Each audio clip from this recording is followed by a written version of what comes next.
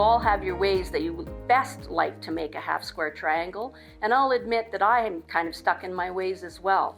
But by opening my mind to a new technique, I was able to create half square triangles, randomly colored, for some of the scrap quilts that I hope to achieve in the future.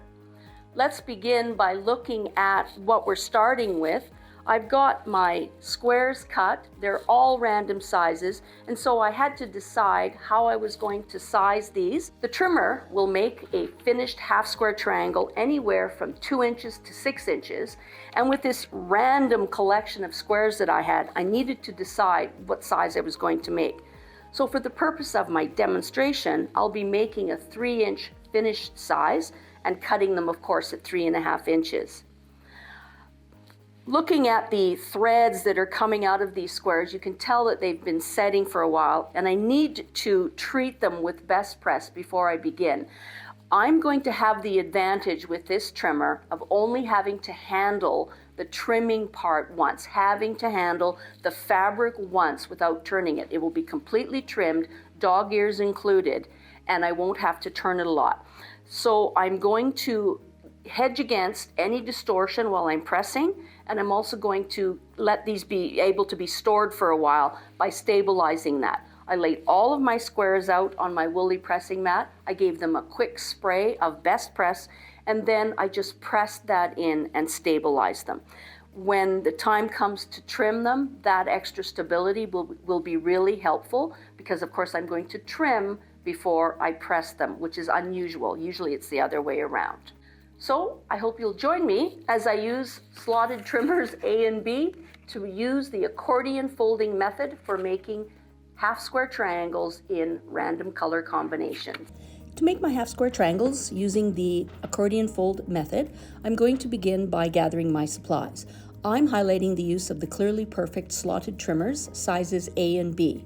You will also want a quilter's magic wand or some way of marking a 1/4 inch seam allowance, a marking pen, and some shears or snips to be able to cut through one layer of fabric.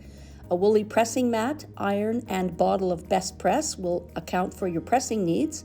A rotary cutter and a cutting mat. I like the one that turns because of the way it allows you to use your ruler without moving it. And then, of course, gather together your squares that you're going to be putting together. A quick discussion of left and right and wrong and center diagonal, and then we can get started. The center diagonal on the square that you're going to be sewing is the one that goes from corner to corner on the middle part of the square. To that center line, you will be sewing a 1/4 inch to the right and a 1/4 inch to the left, but in the accordion folding technique, we're really only going to be sewing on the right side. I will refer to the right hand side or the left hand side, but I'll also be referring to the terms right and wrong when it comes to the face or the back side of the fabric. So the right side of the fabric is the face of the fabric or the bright side, and of course the wrong side of the fabric will look lighter, and in some cases the printing won't even show through completely. Of course, with batiks, it really doesn't matter. Either side is going to be the right side, and that often happens with solids as well. So I will do my best to say right hand and left hand and right or bright side of the fabric when I'm referring to those specifically. To make this an easy task for sewing those 1/4 inch seam allowances, I chose to use the diagonal seam tape. I like this product because it allows me to sew to the left and to the right of my needle when it's in center position. Position it on your machine so that the red line runs right on the center of your presser foot. In my case, my presser foot only allows me to have my needle in the middle, so it's easy to line it up with the opening on the throat plate, and then have the 2 black lines, one to the left and one to the right, allowing me to make 1/4 inch seams to the right and left of that center diagonal in a square. In the absence of diagonal seam tape, you could use simply a piece of tape marked with a bold line on the 1/4 inch space to the left of the center position on your needle. For this process, you're only ever going to sew to the right of the diagonal, of the center position of the needle. So that center diagonal can be marked, and you can sew to the right, or you could use the diagonal seam tape. One of the things I like about using diagonal seam tape and this method is I don't have to mark every single set of blocks that I'm sewing. I do find it helpful to mark the center diagonal line on the first block of my series that I'm making, because I'm going to be chain stitching some groups of these blocks. That center diagonal line will help me orient my presser foot if I'm not using diagonal seam tape, and will also be the place where I can quickly and easily see where to cut this apart when I'm done. If you prefer, find the center diagonal of your piece and mark 1/4 inch away from it to the right hand side of that center diagonal. Just as you normally would do in any construction of half square triangles, you're going to lay the fabrics that are being put together right sides together or face of the fabric together, and you're lining up the corners as best you can. You'll remember that some of my fabric pieces aren't cut perfectly, but we'll deal with that when the time comes to trim them. So for these 3 sets of squares, I am going to line them up corner to corner and be ready to sew my pieces in a chain. In this case, the batik really doesn't have a right or wrong side, and I can just line it up and get it ready to sew. I told you that I have some squares that are randomly cut as well, so while I'm doing these series, I will be making some larger squares and some smaller squares into half square triangle sets of different sizes. So this looks like about a 3-inch block, and I'm going to be joining that one to this green one. I'm just randomly placing my pieces together. You could plan this if you always wanted a light with a dark. You could plan this by alternating where you're putting your pieces together. But in my case, I want things to be completely random, and so I am just laying fabric faces together, right sides together, and I'm setting it up oriented so that it'll be easy to sew on the diagonal that is on the right hand side of the center diagonal. Now I'm ready to sew that seam that's 1/4 inch away from the center diagonal and to the right hand side of that center diagonal.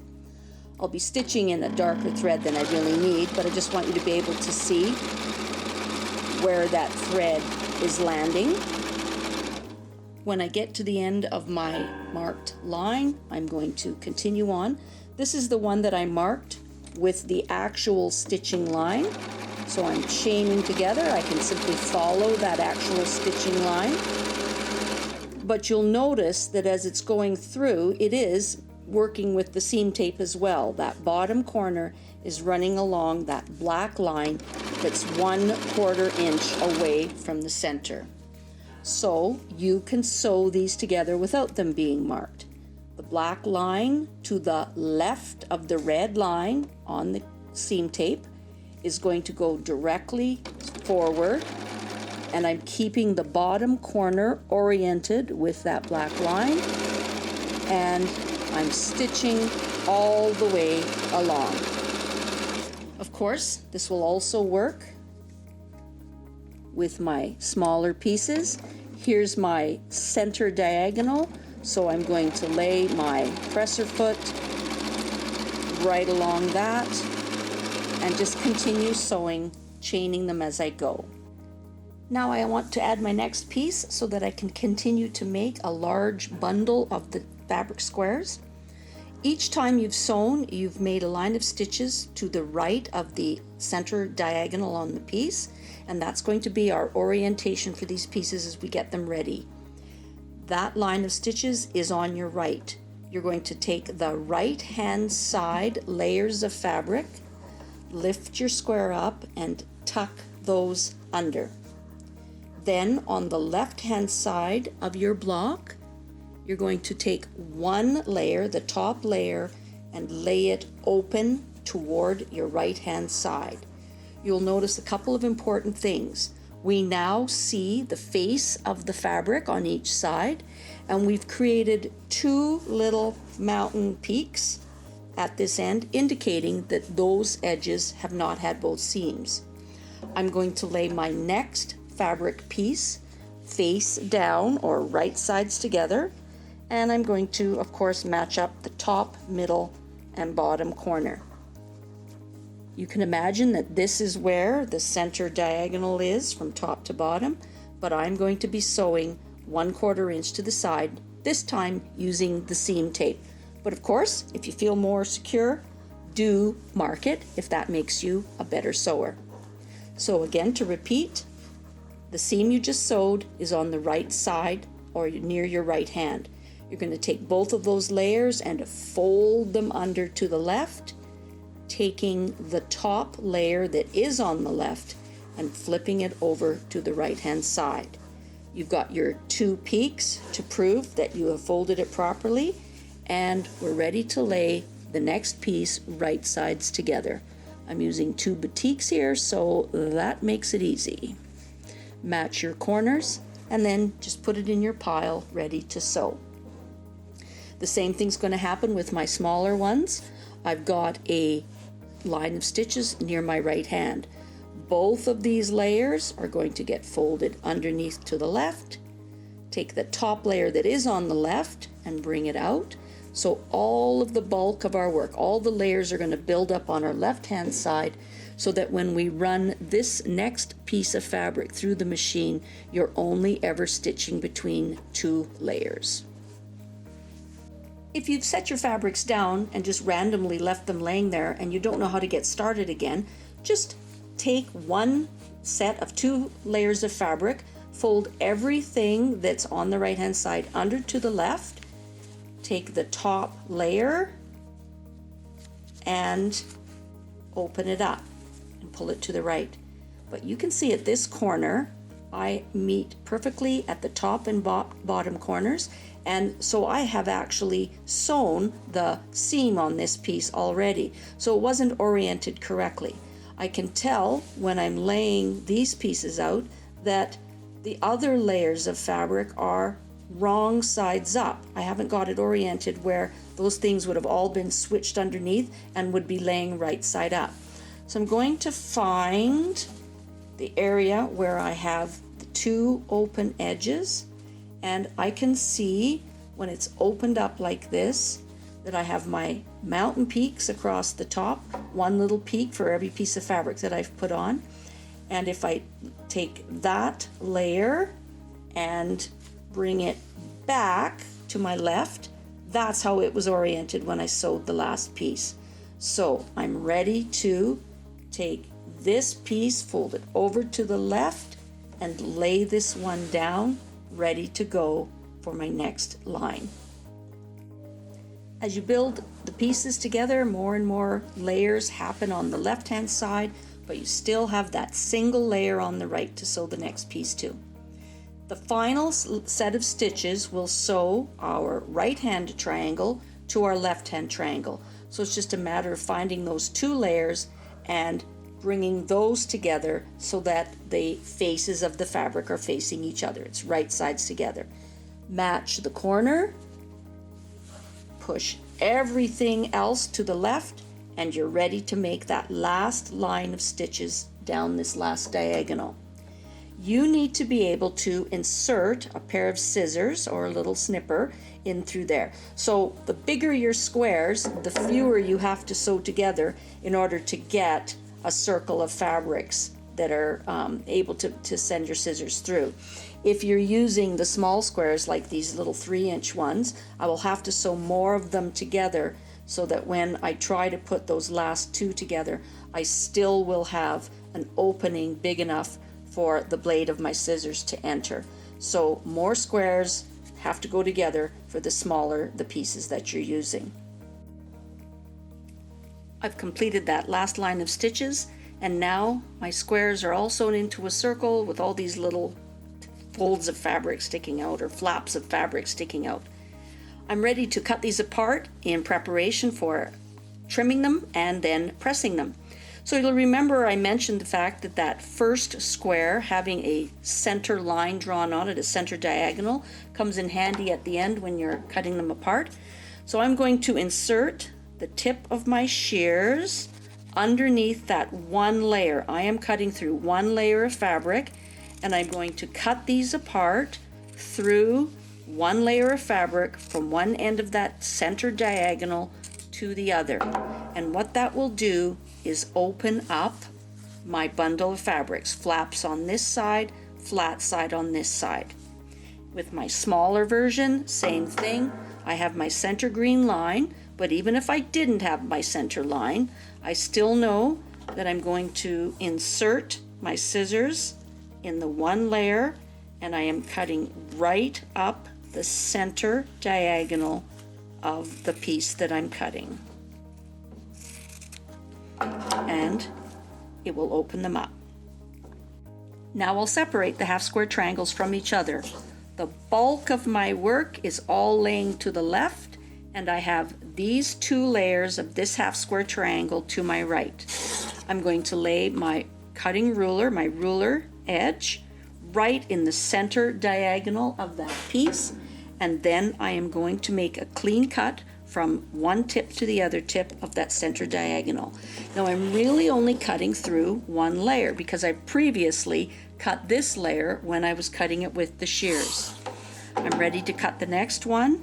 Bring two layers over to the right, find the top and bottom of the center diagonal, and use a straight edge and cut them apart.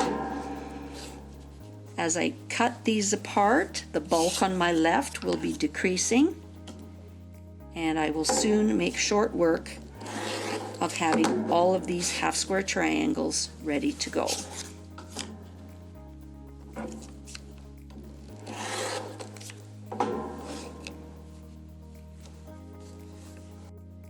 Before the actual trimming process, I'm going to set the stitches in each of my seams by simply placing a hot iron on top of the still folded in half block.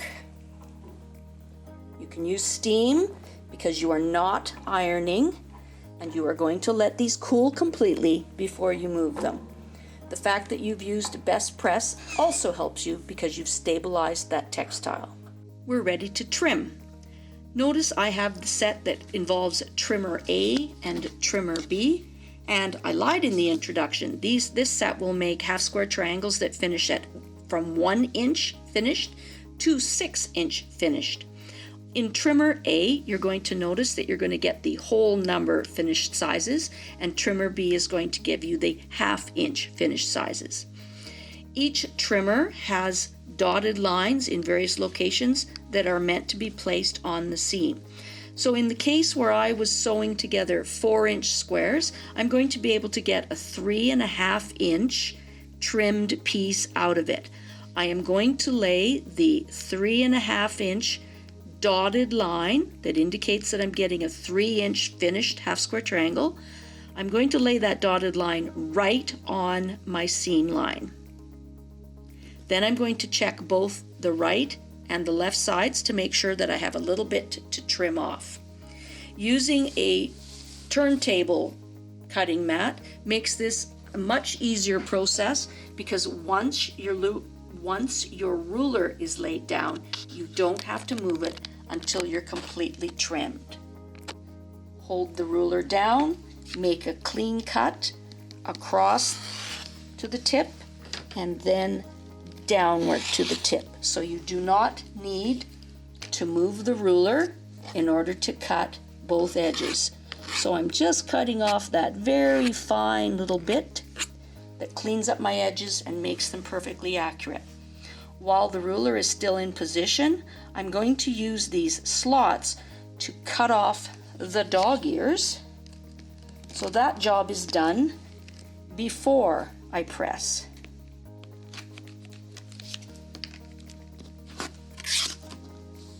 Dog ears away. I now have the correctly trimmed square, and my seam will come right from corner to corner and it's my perfect 3.5-inch square that will finish to 3. I'll repeat that with my smaller blocks. These smaller ones, I think were about 3 inches. So I should be able to get a 2.5-inch square out of it. You can see that I can clearly get a 2-inch one out of there. And there's my 2.5, which I can also get out of it. But in this case, I'm needing squares that are going to finish at 1.5. So even though I'm wasting a little bit here, I am going to lay the dotted line that is the 1.5 finished, or the 2-inch unfinished line. And I have lots and lots of space to cut this one. And I'm going to cut the 2 edges.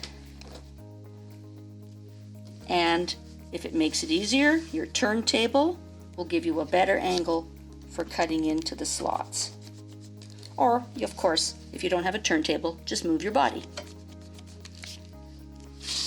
The dog ears are trimmed, and I'm ready to go and give this a final press. My pieces are ready for their final press. I can choose to press the seam to the dark side, or I can choose to press the seam open.